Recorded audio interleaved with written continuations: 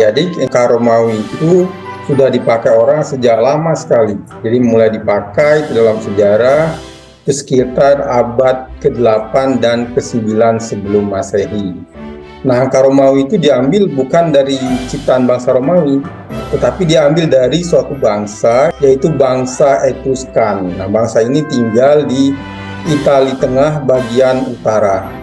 Diambillah oleh orang Romawi cara penggunaan angka-angka seperti bangsa Etruskan ini. Nah, angka Romawi ini mula-mula digunakan ya untuk keperluan menghitung. Mereka biasanya untuk menghitung jumlah ternaknya, banyaknya barang. Kemudian juga digunakan untuk bertransaksi sehari-hari seperti transaksi perdagangan. Nah, karena kerajaan Romawi itu kerajaan yang besar, dia menguasai wilayah yang luas, maka angka Romawi itu dipakai oleh banyak orang di semua kerajaan Romawi. Tapi sayangnya, angka Romawi itu hingga terakhir-akhir ini dia juga belum ada standar baku. Jadi ada angka-angka tertentu, penulisan tertentu yang sama di setiap daerah, tetapi ada juga penulisan yang berbeda di antara satu daerah dengan daerah yang lainnya.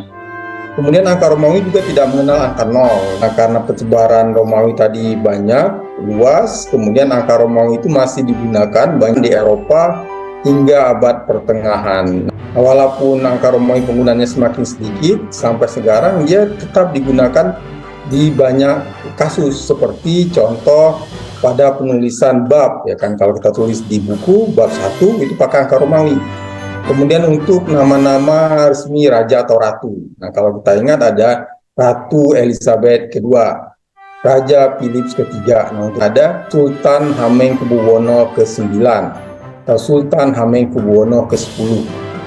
Dan juga angka Romawi digunakan orang juga di penulisan-penulisan di kitab suci Injil. Kitab suci Injil ini banyak dipakai di Eropa, jadi dia menggunakan pola-pola penulisan di angka Romawi. Untuk orang biasa juga banyak penggunaan angka Romawi ini di nama. Jadi misalkan di keluarga itu pernah ada John pertama, nah dia John kedua, dan seterusnya.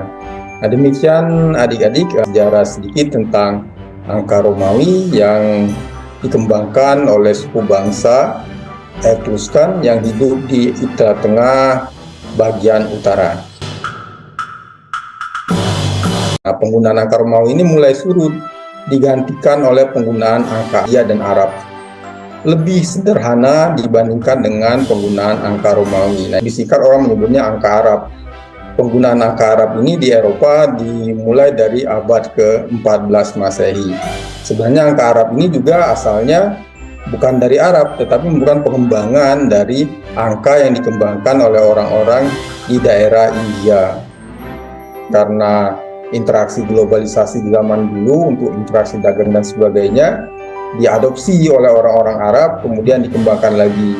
Salah satu perkembangannya itu ditambahkan angka 0 karena di Indianya tidak kenal angka 0, dan seterusnya itu sampai ke angka tak berhingga.